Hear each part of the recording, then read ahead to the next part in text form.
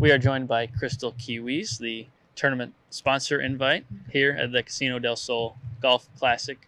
Krystal, you're a Tucson native, live right up the road, about 20 minutes. Take us through just being here this week, competing as a sponsor invite, what it means to you, competing so close to home and earning the invite. No, it's a huge honor to be a part of this, especially the Epson tour coming down to Tucson, Arizona, where I grew up. It's just a huge honor. And there's this PGA Seniors tour that happens at Omni, which is like 35 minutes away from here. So it's pretty cool to see another tour out here, and just being able to be a part of something big and part of women's golf. Just getting to inspire others to be out here. It's just a really cool gig to be at. This course was designed by the great Nota Begay, as you're well aware.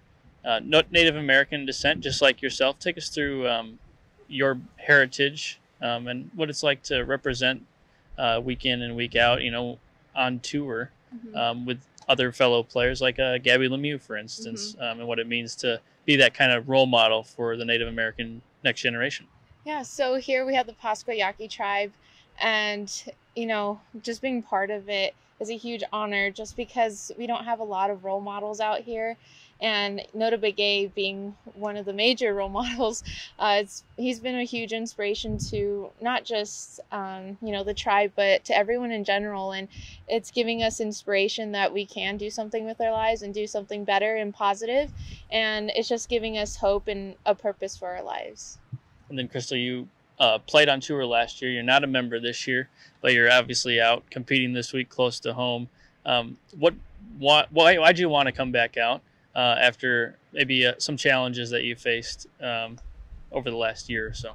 Yeah, so last year was a huge challenge for me. It's one of the lowest points of my life, and it was actually a big hurdle to get through. But having like a strong, positive support family and team with me and helping me get through it, it's been a huge help. And it's just been a battle, every single day. And I wanted to give it another shot. I took 3 months off and I got the golf itch back again. So, just being out here, I'm really excited. I kind of got jittery this morning, just knowing it's already here, and I'm excited to play this week. Absolutely. And you mentioned to me just some of the challenges you faced mentally, both on and off the course, and some of the different avenues that you use to overcome that. Take us through just the challenges that you did face and how you did overcome them to get to where you are today, and maybe as good of a spot as you've ever been. So last year wasn't a good season for me. It was like cut after cut after cut, and after every week it was kind of mentally draining. It kind of like sets a negative vibe in your head, and you're like, okay, well, am I okay, or am I doing something wrong? And then it just keeps going, and then you kind of spiral down this negative path. And it was just hard for me because it kept getting worse and worse, to the point where I started having panic attacks and anxiety out on the course. But I tried to hide it as best as I could.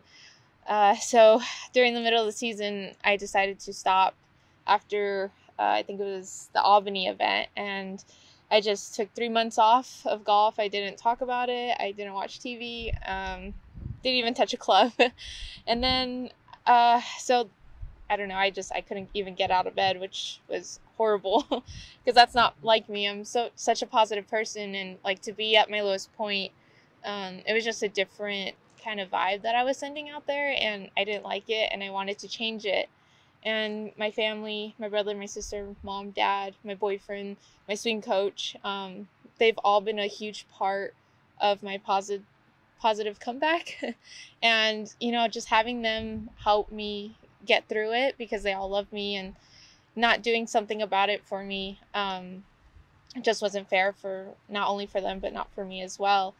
And so I started, looking stuff up online, and I saw a documentary on Netflix called It's Untold by Marty Fish. I told you earlier, it's a tennis player, and he went through a huge slump, and he was having panic attacks and anxiety out in the court. Unfortunately, he had to get heart surgery, which was which was really major. And just seeing that, you know, kind of inspiration that he had that hurdle to surpass and overcome, and he did, and it gave me inspiration to keep going and to strive to be better. And I started journaling, you know, just doing like other activities that I found fun again. And then I slowly started getting back into it, started practicing, having games like with friends and stuff, and now I'm here. So that's pretty much it. You're back, and your positive personality, bubbly personality is back with it. So Yeah. we're glad to have you back. Thank you. And best of luck this week. Thank you. Thanks for having me.